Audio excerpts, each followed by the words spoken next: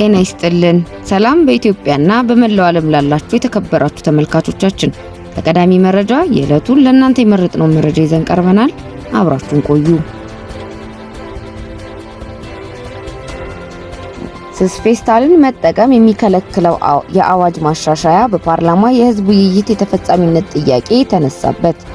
ለአንድ ጊዜ ብቻ ጥቅም ላይ የሚውሉ ስስ የፕላስቲክ ከረጢቶች መጠቀም የሚከለክለው አዲስ አዋጅ ማሻሻያ በአምራቾች ዘንድ የተፈጻሚነት ጥያቄ ተነሳበት።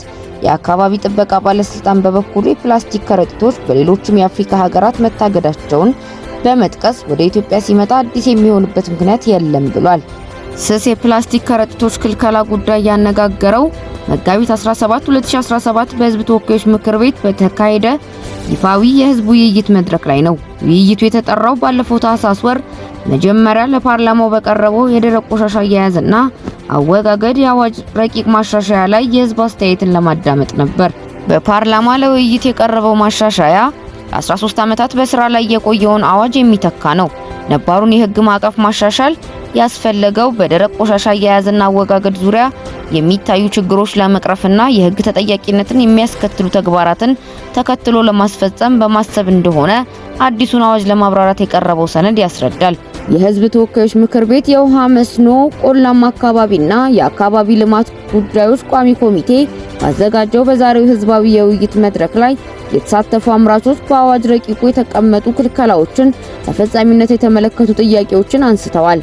ፌስታል እና የተለያዩ የሪሳይክል ምርቶችን ከሚያመርት ድርጅት የመጡት አቶ በረከት ገብረ ህይወት የተባሉ ተሳታፊ የፕላስቲክ ከረጢትን እንዴት አድርገን ከህይወታችን ልናወጣ እንችላለን ሲሉ ጠይቀዋል። አቶ በረከት ለዚህ በማሳያነት የጠቀሱት በየዓመቱ በጠቅላይ ሚኒስትር ዶክተር አብይ አህመድ አነሳሽነት የሚተገበረውን የአረንጓዴ አሻራ መርሃ ግብርን ነው። እነዚህን የፕላስቲክ ከረጢት አምራቾች ከስራ ውጡ ስንላቸው በአመት ከ10 እና 15 ቢሊዮን በላይ ችግኝ የሚተከልበት የፕላስቲክ ማሸጊያ ማለያ ምርት ነው ሲሉ አቶ በረከት ሌላ ጥያቄ ሰንዝረዋል። የኢትዮጵያ ፕላስቲክ እና ጎማ አምራቾች ማህበር ፕሬዝዳንት አቶ ምንተስኖት ለማ በበኩላቸው የፕላስቲክ ፌስታል የምናስወጣው ምን አማራጭ ተቀምጦ ነው የሚል ጥያቄ አስከትለዋል። እኛ ሀገር ጉሊትም ይሁን ሱፐርማርኬት ጨው፣ ስኳር፣ ሽንኩርትና ቲማቲም የሚሸጠው እየተመዘነ ነው። ያንን አንጠልጥሎ መሄድ የሚቻለው በፌስታል ነው። ሌላ በጨርቅ ወይም በካኪ ወረቀት አድርገው ብንል ተግባራዊ የሚሆን አይደለም ሲሉም ሞግተዋል።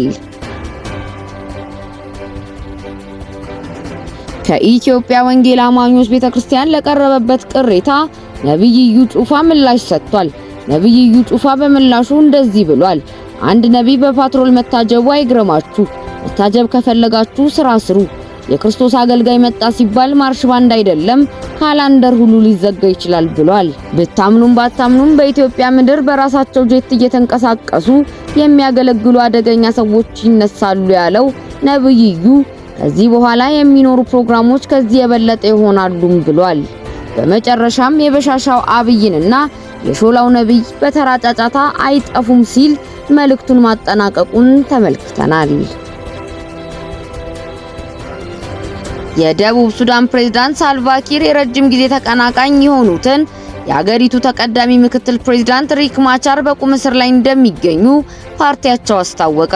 በአገሪቱ የመከላከያ ሚኒስቴርና ከፍተኛ የደህንነት ኃላፊዎች የተመራ ቡድን ትናንት በዋና ከተማው ጁባ ወደሚገኘው የሪክ ማቻር መኖሪያ ቤት መግባቱንና የምክትል ፕሬዝዳንቱን ጠባቂዎች ትጥቅ ማስፈታቱን ተቃዋሚው የሱዳን ህዝቦች ነጻነት እንቅስቃሴ ፓርቲ ገልጿል። እንደ እውነቱ ከሆነ ዶክተር ማቻር በቁም እስር ላይ ነው። ነገር ግን መጀመሪያ ላይ የደህንነት ኃላፊዎች ሊወስዱት ሞክረው ነበር ሲሉ የፓርቲው ውጪ ጉዳይ ኮሚቴ ሊቀመንበር ሪዝሞዎች ታንግ ተናግረዋል። ክቡራን ተመልካቾቻችን ለሰዓቱ የመራረጥናቸው መረጃዎች ይህን ይመስላሉ። በሌላ መረጃ እስክንገናኝ ድረስ ሰናይ ጊዜ። ታማኝና ቀዳሚ መረጃ ለማግኘት ሰብስክራይብ በማድረግ ቤተሰብ ይሁኑ። ሌሎች ሰዎችም ታማኝ መረጃ እንዲደርሳቸው ላይክ እና ሼር በማድረግ አብራችሁን ሁኑ።